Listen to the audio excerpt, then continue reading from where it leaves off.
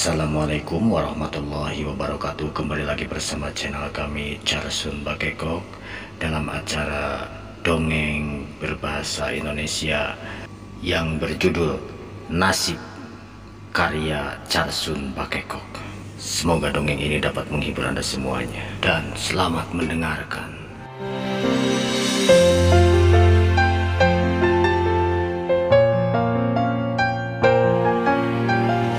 Pada suatu hari di sudut ibu kota Jakarta, terlihat ada seorang pemuda yang sedang duduk termenung.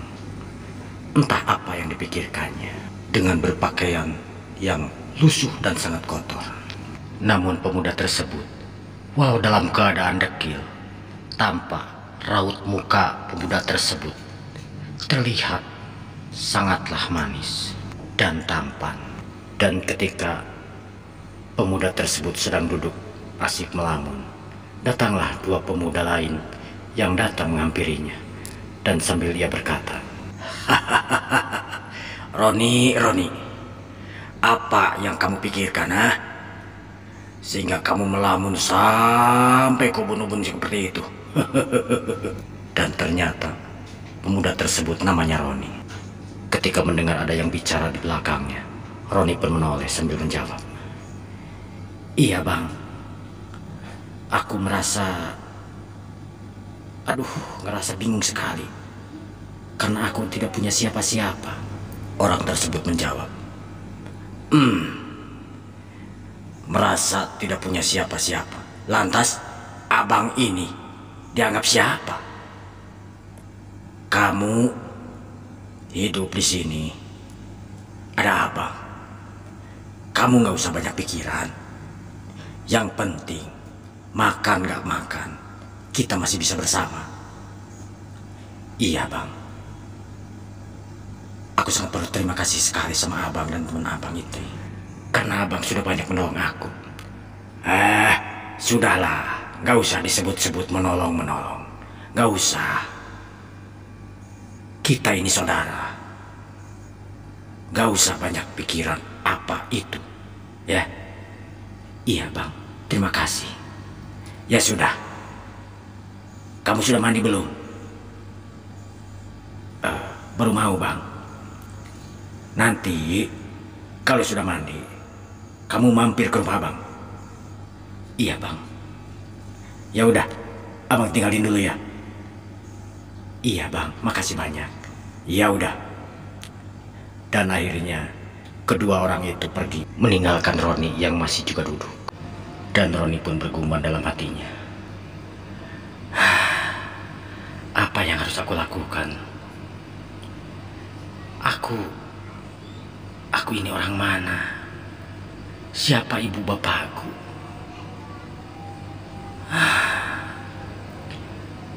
Orang lain hidup berdampingan sama keluarga, sementara aku, siapa dan di mana keluargaku? Aku ingin sekali bertemu sama keluargaku, hidup seperti orang lain yang layak.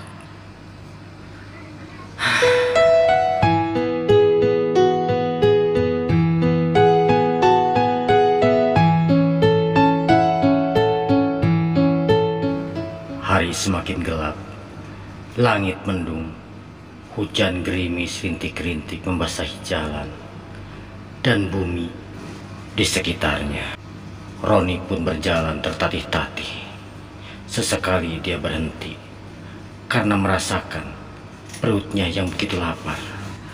Akhirnya Roni sampai di depan kafe dan dia duduk bersandar di tiang listrik sambil tetap memegang perutnya yang terasa sangat lapar sekali.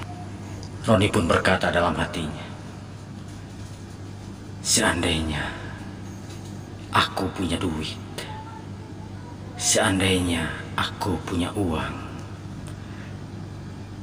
tentunya aku bisa makan di situ.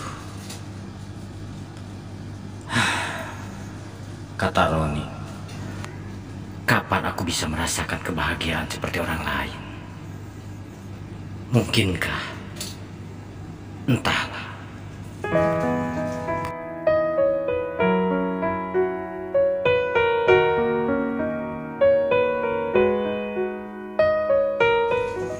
Setelah Roni duduk beberapa saat di depan kafe, terlihat ada mobil masuk ke halaman kafe dan memarkirkan mobilnya.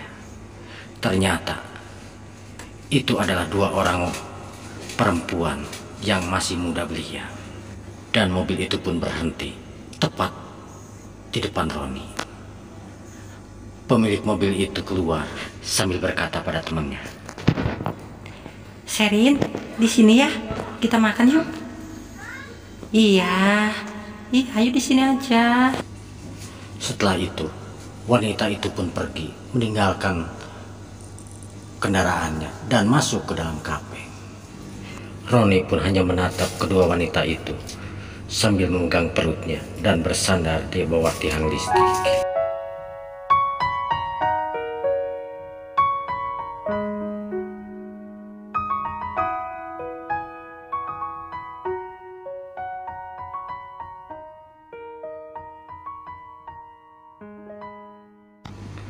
Tak lama kemudian, kedua wanita itu pun kembali keluar dari kafenya sambil membawa kantong yang berisi makanan. Roni kembali menatap dua perempuan itu dari bawah tiang listrik sambil bersandar. Terdengar oleh Roni, wanita yang menjadi sopirnya berkata, Nia, gak apa-apa kan? Kita makan aja di rumah. Males kalau di sini banyak yang ngegoda kayak gitu. Iya, nggak apa-apa, Ser. Aku juga males sih kalau banyak digoda-goda kayak gitu, cowok-cowok apaan ya. Iya, Ser, ini kita makan di rumah aja ya, Nia ya, di rumah aku. Iya. Seterusnya wanita itu masuk ke dalam mobilnya. Tetapi Roni melihat ada yang jatuh tepat di bawah pintu mobil itu. Dan Roni pun berdiri sambil berkata dan menunjuk-nunjuk ke bawah pintu mobil itu.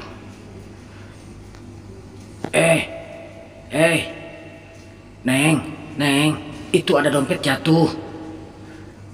Tetapi supir mobil itu terlanjur menghidupkan mobil dan dia cuma menoleh sebentar ke Roni. Setelah itu dia langsung jalan. Roni pun berkata dalam hatinya, kenapa? Benar orang kaya. Aku berniat untuk menolong, malah seperti ketakutan seperti itu. Udah ambil aja. Kali aja dia balik untuk mencari dompetnya. Dan Roni pun berjalan perlahan sambil melihat, memperhatikan dompet. Setelah itu dompet diambil dan dibuka. Ternyata ada KTP-nya. Setelah dibaca, dompet dimasukkan ke dalam bajunya. Kembali Roni ke tempat duduknya, yaitu di bawah tiang listrik itu. Dan dia sambil berkata, lebih baik aku menunggu saja. Mungkin dia akan kembali karena isi dompet ini benar-benar berharga, kata Roni sambil bersandar. Dan Roni memperhatikan setiap ada mobil yang masuk ke kafe itu dan parkir, dan berharap perempuan itu kembali mengambil dompetnya.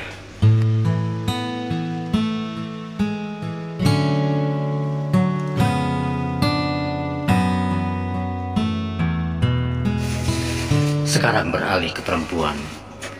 Kedua perempuan yang meninggalkan kafe itu dari parkiran tidak menyadari bahwa dompet yang ia miliki jatuh tepat di bawah orang itu. Sudah sampai di rumah, ia pun berkata pada temannya, Ya, mau makan sekarang yuk? Iya, ya Sel, aku juga mau nih. Lapar banget. Ayo. Setelah itu keduanya makan di meja makan yang sudah disediakan. Dan keduanya ngobrol tanpa henti. Dan terdengar suara Shirley berbicara. Ya, aku tuh punya alamat. Kemarin kan kita kenalan tuh sama, ya nggak tahu sih, Cuman aku alamatnya ditaruh aja di dompet. Mana, Seth? Coba lihat. Ini. Dia pun bergegas mengambil tas yang disimpan di sampingnya. Dan dompet pun dicari. Alangkah kagetnya setelah mengetahui dompet yang ia masukkan ke tas itu ternyata nggak ada. Ya, kok dompet itu nggak ada? Di mobil kali, nggak tahu. Setelah itu dia lari keluar dan masuk ke dalam mobil. Setelah itu keduanya nyari dompet di dalam mobil, tapi ternyata dompet pun tidak ada. Ya, dompetku nggak ada. Jangan-jangan jatuh di parkiran gitu sana ya? Iya kali, kita cari aja ke sana yuk. Ayo. Iya, ayo. Dan keduanya masuk bergegas ke dalam mobil. Mobil pun meluncur menuju ke kafe tersebut. Namun sayang, waktunya tidak mencukupi lagi dan bersambung. Oke, sampai di sini dahulu dan ditutup dengan wabillahi taufiq wal hidayah. Wassalamualaikum warahmatullahi wabarakatuh.